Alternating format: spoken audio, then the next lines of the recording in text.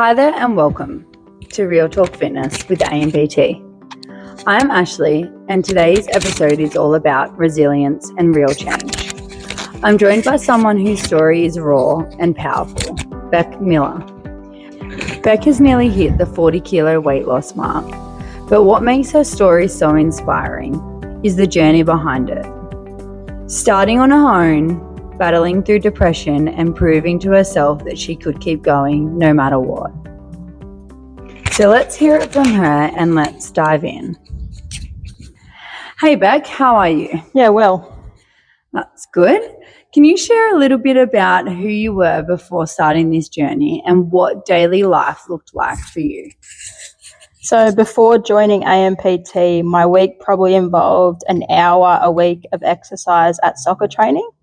Anything else was just a normal workday life, and my food was absolutely awful. I didn't care what I was fueling my body with at all.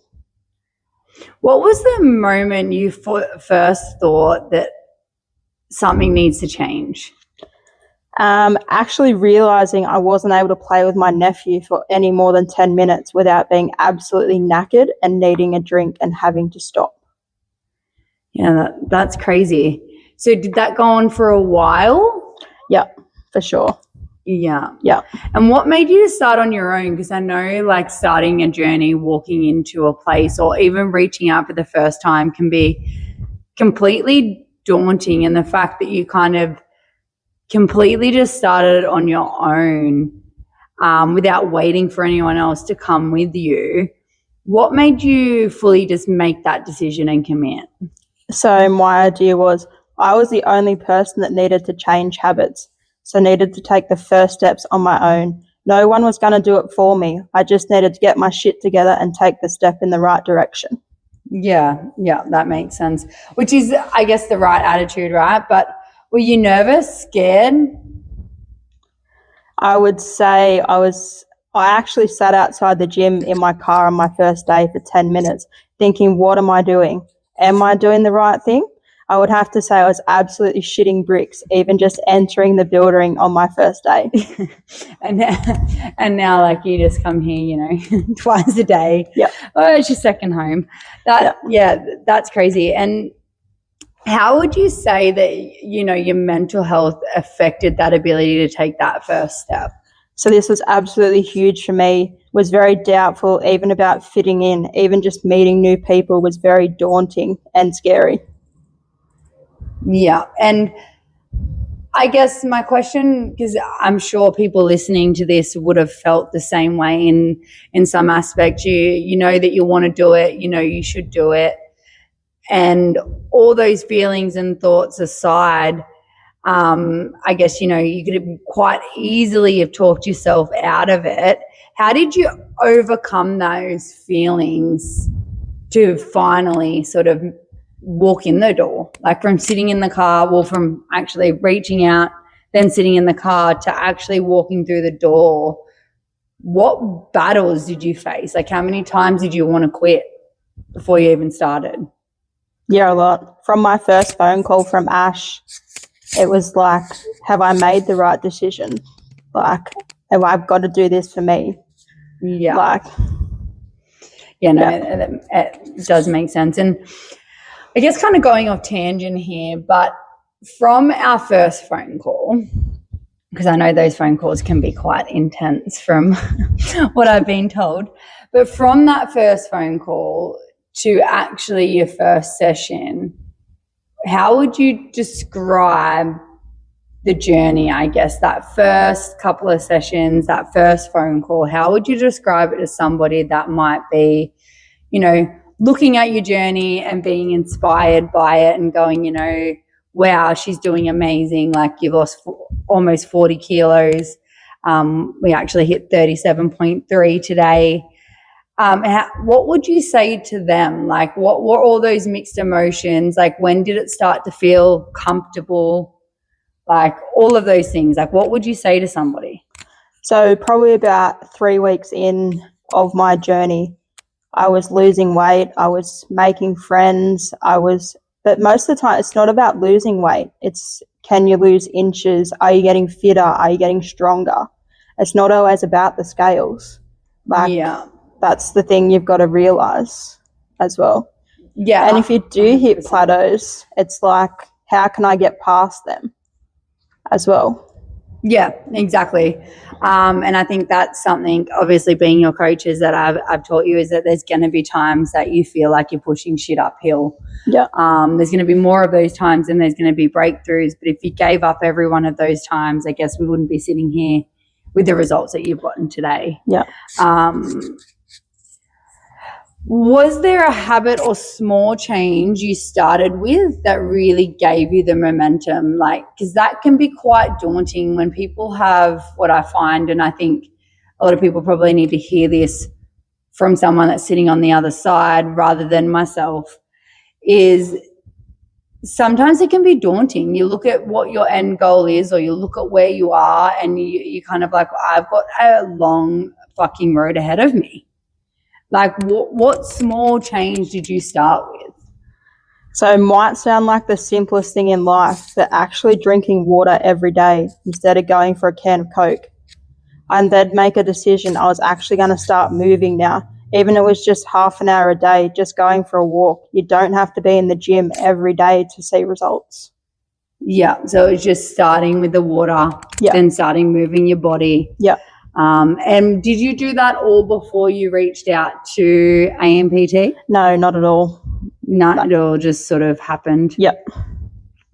And what would you say to anyone listening? Like, what was the hardest part of this process, physically, mentally, or emotionally? So the first few weeks were very tough. I can't even put into words how hard this first week was. I've never been so sore in my life before. But mentally, going back after the first class was even harder, as how sore I was, must admit, in that first week of being at ANPT, there was tears shed during that time and thinking, does this get easier or is this going to be my new normal? Yeah, wow. I'm sure a lot of people have felt that feeling and probably quit. What made you realize that that's not going to be the feeling forever? Realize I wasn't just doing it for myself, I was doing it for others around me. Family, work clients, like seeing a better version of me.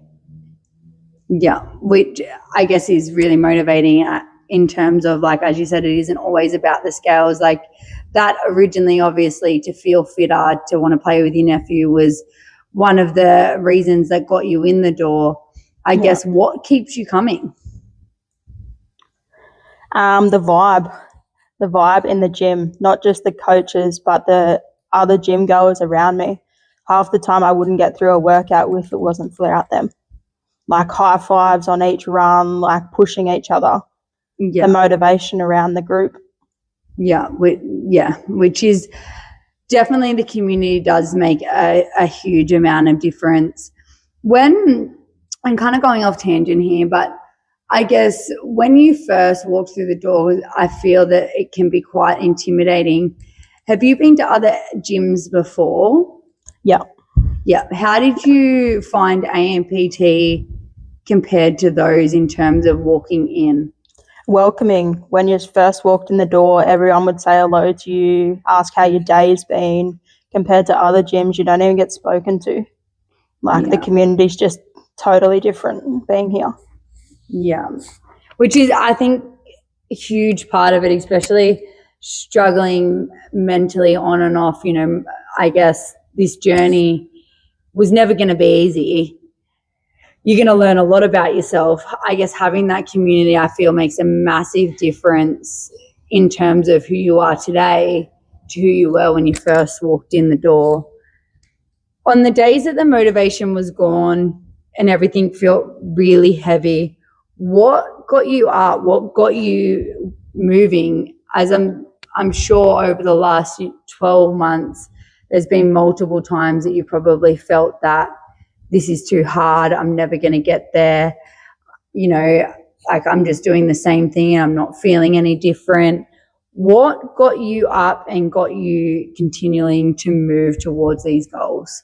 So I remember why I started this journey in the first place. I needed to keep showing up for myself. But in these moments, not for myself, it's the people around me, such as family, my work clients, that need me fit and healthy.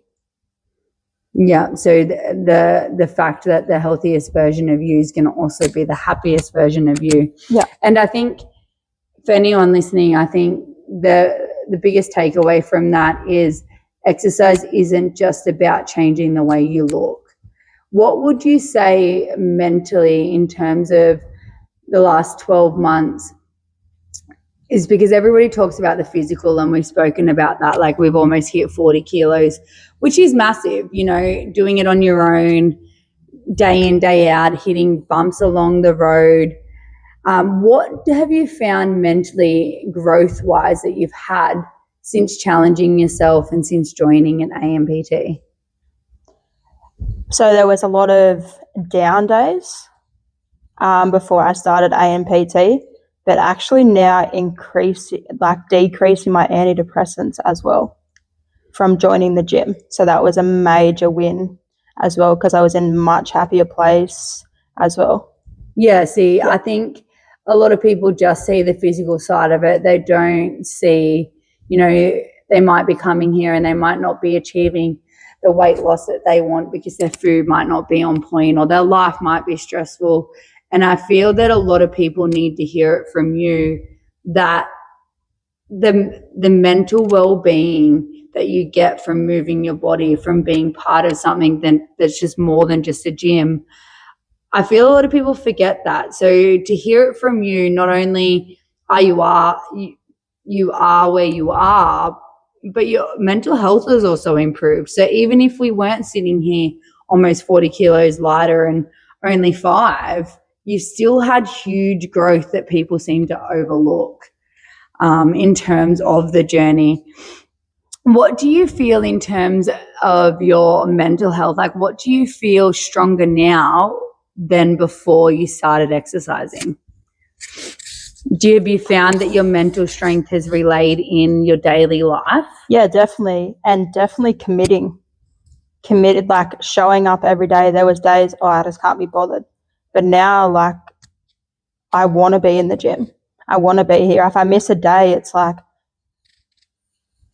what do I do with myself? Yeah, exactly. Yeah. What do I do? Yeah. And do you find that that's helped you commit and take like other risks in your life and go out and actually live rather than just survive? Yeah. Like recently buying a house, that was a big goal as well. Yeah. And just, so that's awesome. Like the growth, I guess, you've had as a person, not just the growth that you've had within the gym, the mental resilience and strength that you've built up along this journey has actually helped you outside of the gym. Yeah. Stop just surviving and start thriving out there. Yeah. I guess I feel like we've touched on this a little bit, but did you ever feel like giving up? Yes, totally. Yep, totally did, for sure. On numerous occasions, this was more due to feeling like things had stalled in weight loss. However, we're still losing inches at the same time. The scale wasn't moving. But then remembering why I started this journey in the first place and who is going to able to benefit from me, not just myself. Yeah, so just kind of taking that pressure off, because in anyone's journey, weight is going to go up and down, but weight isn't everything. Yeah. And reminding yourself on those days that you didn't join the gym to, you know, ultimately lose weight. That was always a secondary thing. It was to be fitter. Yeah. So be stronger. Yeah. So I guess to anyone listening out there, like when you feel like giving up, you've got to remember what the original reason was. If you're feeling fitter, if you're feeling happier, does that really ultimately matter that we might have had a bad week? Yeah.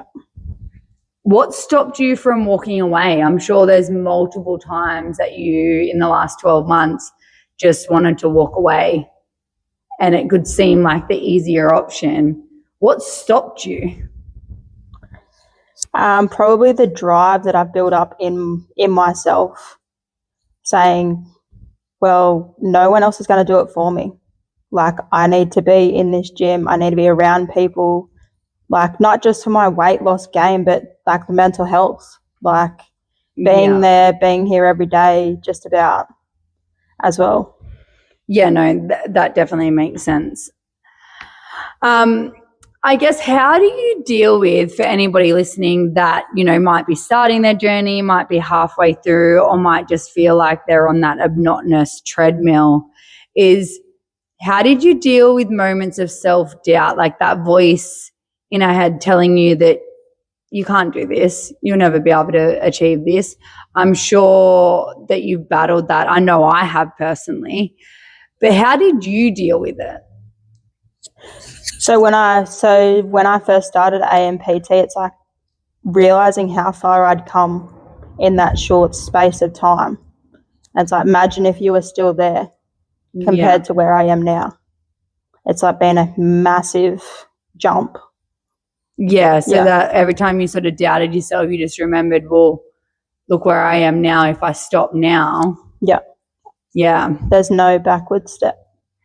Yeah, exactly. Because I feel like that's the hardest thing is mentally is it's not just about joining the gym. It's about staying consistent when shit's hard. When everything's going good, it's easy to turn up. Yeah.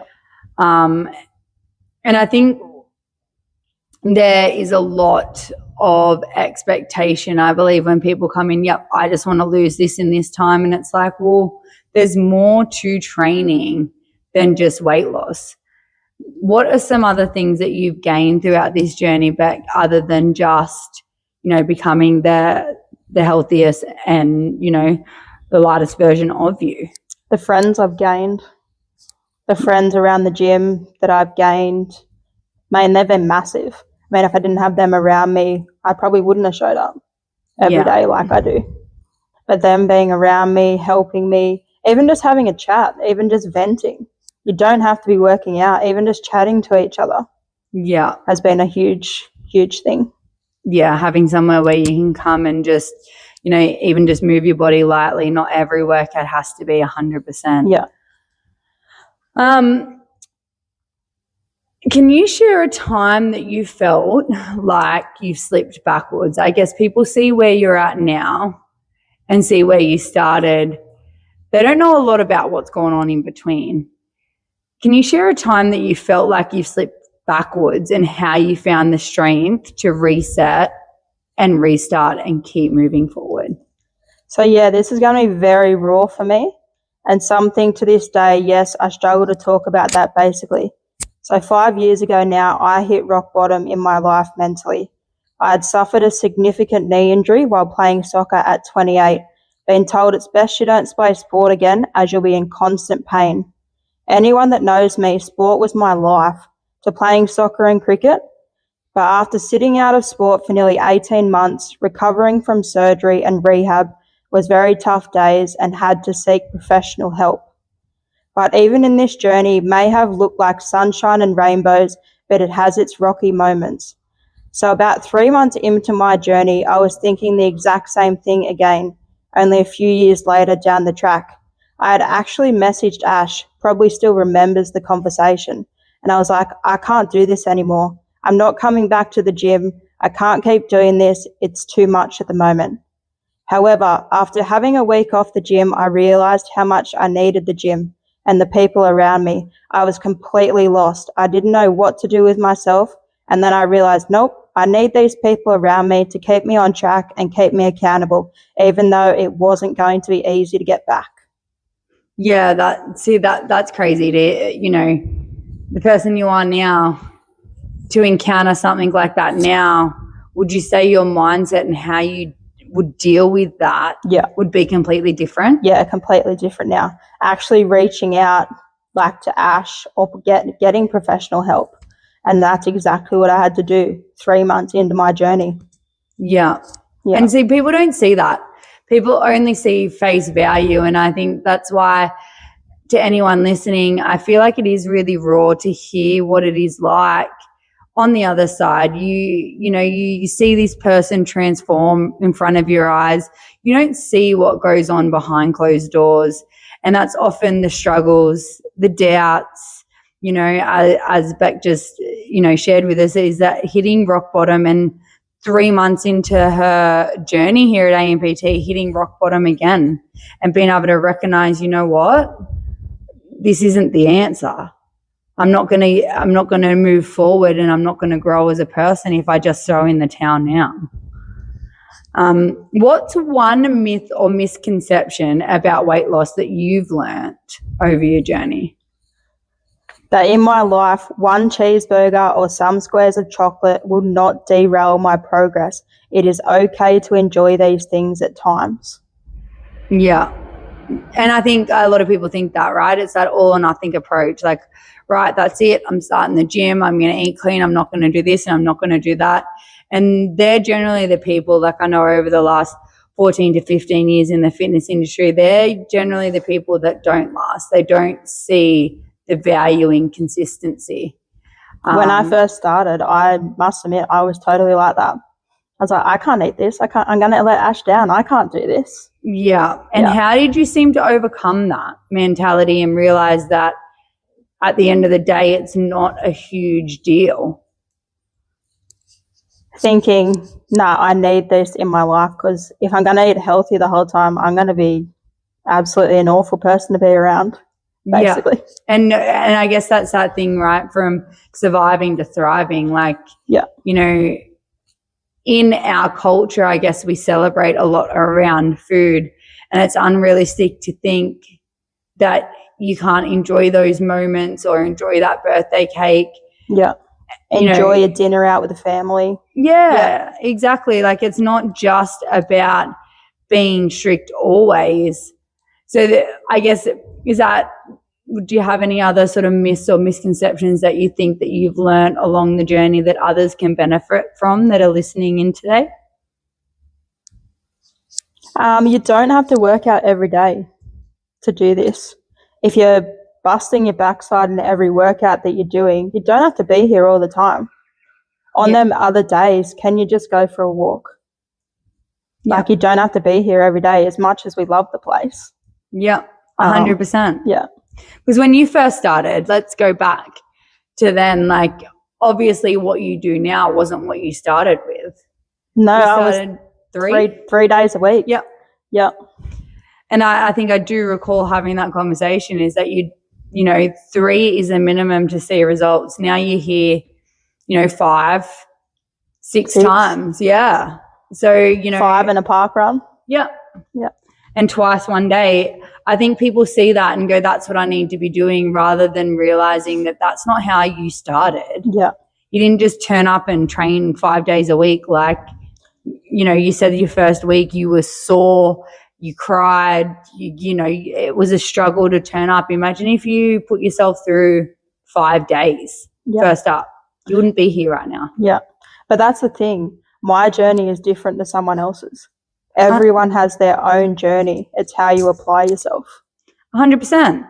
And I think that's where people, get into this comparison, and you'll hear it and you'll read it. Is comparison is the thief of joy.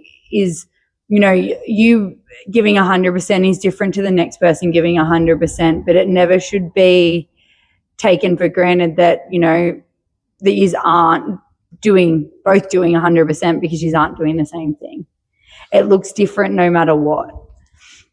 What has this journey taught you about yourself that you didn't know before? So probably always knew, but never applied it, that I'm capable, and it doesn't matter how hard it gets. Giving up is not an option, and anything I put my mind to, I can succeed. Yep. And would you say that sort of mentality that you've learned about yourself in training has helped with just day-to-day life outside of the gym? Yeah, for sure.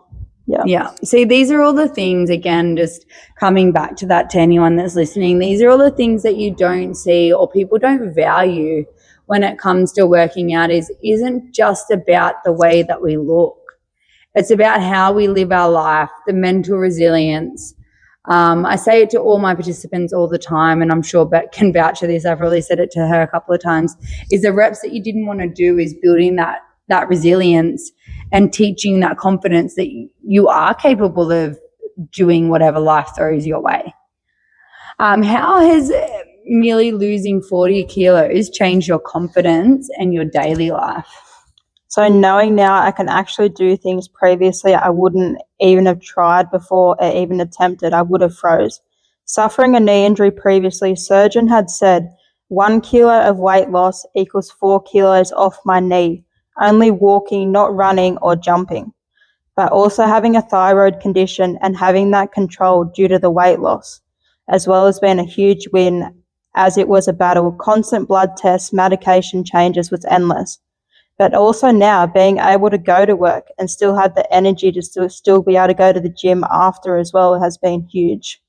Yeah, so massive energy, like obviously, as you briefly spoke about, which we didn't mention further on, is your thyroid. So tell us a little bit more about that, because again, not only, have you achieved this much as well, you do battle an autoimmune that, again, nobody sees behind closed doors. So just tell me a little bit more about that for those that are listening. So I actually have a condition called Hashimoto's disease. So everything I eat turns to fat. So I am currently taking thyroxine medication, 200 micrograms a day, to be able to keep that at a controlled level. Yeah. Yeah. And did you find before, starting this journey that your Hashimoto's would flare up more than what it has, like the levels of your thyroid were inconsistent? Yeah, for sure. I was having blood tests before I started the gym every month due to I could not control the levels. Crazy. It was ridiculous. See, again, a non-related scale win there. But what's something non-scale related that you're most proud of throughout this journey? Actually being able to jog now. Every time I'd rock up to the gym and the workout had running involved, my words, forget it. I'm not doing that, much to Ash's disgust. I'm taking on any workout. It doesn't matter how bad it is.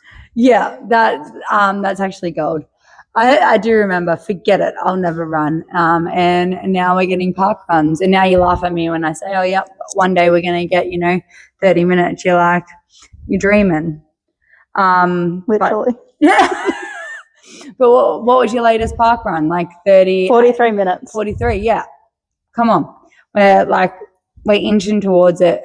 And it's funny, the conversations that I feel that we've had throughout the journey is just building that self-confidence. So you're like, I know that you're capable of it. I can see that capability and ability. But watching you grow and believe in your own ability as well has been absolutely amazing. Looking back, what would you say to the version of you that was just starting out? So to anyone listening that might be going, Bec's journey is so inspiring. Looking back to that old version, what would you say to them? Why did I wait so long to start this journey? Why did I not start it sooner? Yeah, see that I guess that's a good one. And I'm going to go off tangent, but diving into that, why did you put it off? I feel it was more mental. Yeah. Like stepping in that door, actually believing myself to actually step in that door, take that next step, take the leap of faith, put my journey in someone else's hands. Yeah. I think that was a big thing. Can I trust them? Yeah. As well. Yeah, see, that's huge. That's huge. Were you thinking about it for a while, or was it just sort of kind of in the back of your mind but never acted upon it? Yeah, I would say that. Yeah. Because I always wanted to, but never thought I was able to. Yeah. Yeah. No, that makes sense. And my competitive nature had me doubting it. Yeah, no. Yeah.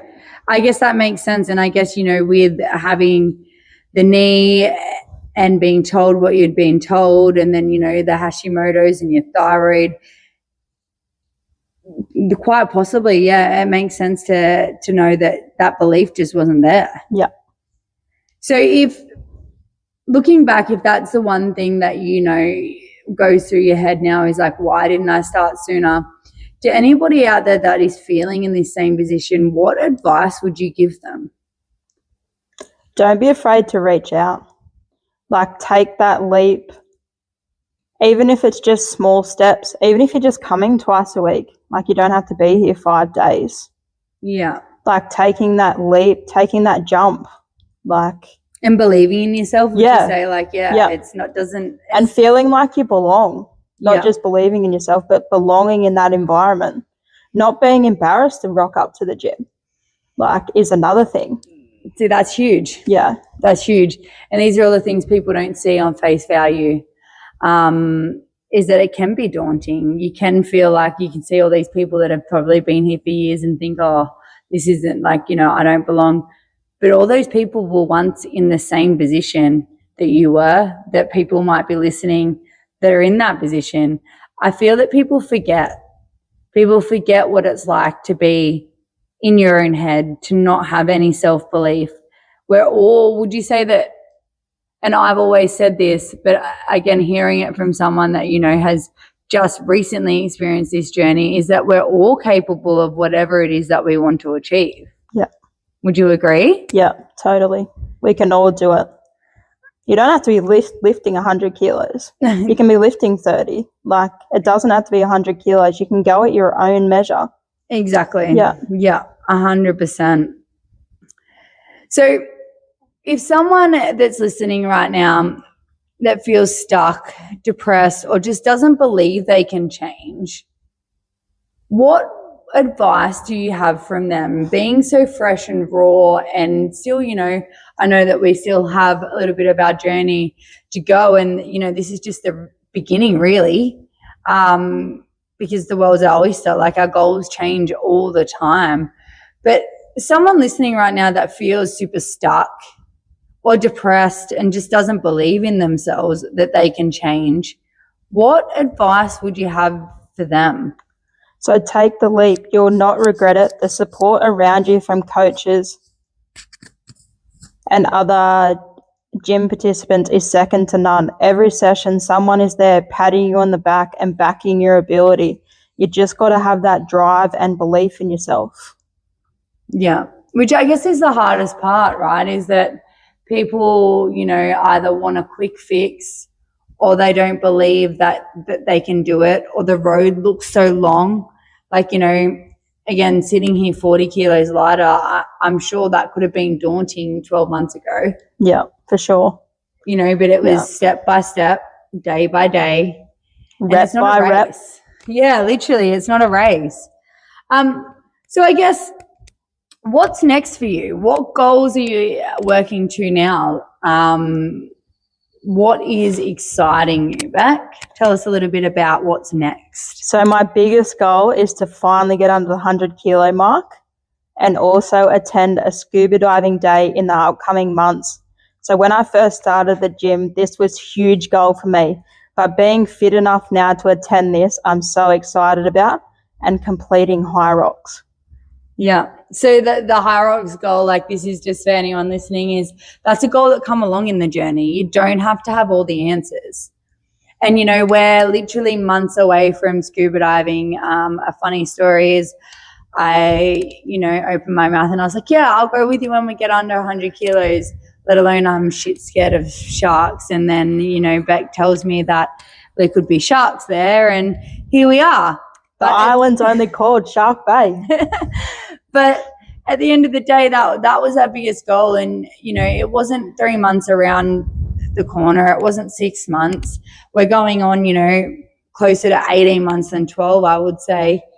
And we've got it booked in. We've got it locked in, something to be excited for. And again, for those listening, high rocks was never something that Bec would have even thought about, would you say?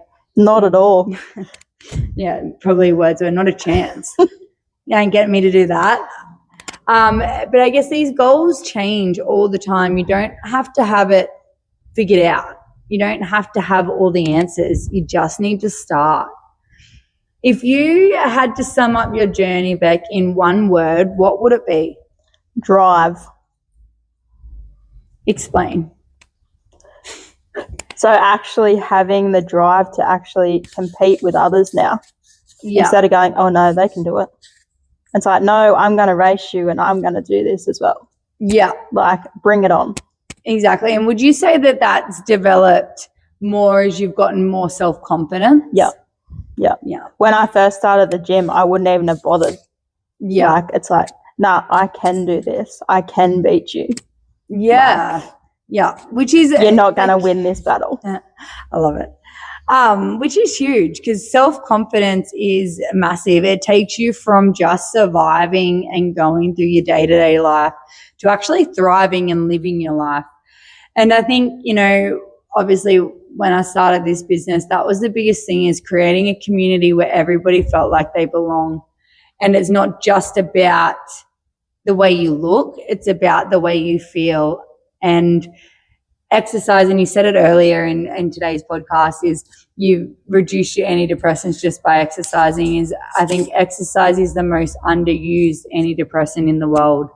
Is that each rep that you didn't think you could do and you do proves to yourself that you are capable, and you start building that self-trust. So is there anything else that you would like to share to anybody listening that could benefit from in their journey? So basically, if you have an injury, if you're mentally struggling, just show up for yourself. Be around people in the gym, have a chat. Even food-wise, have a chat to Ash, see where you can go. Even if it's changing out like a couple of snacks a day, start small and then build big. Like, even these small steps will make a huge difference. Yeah.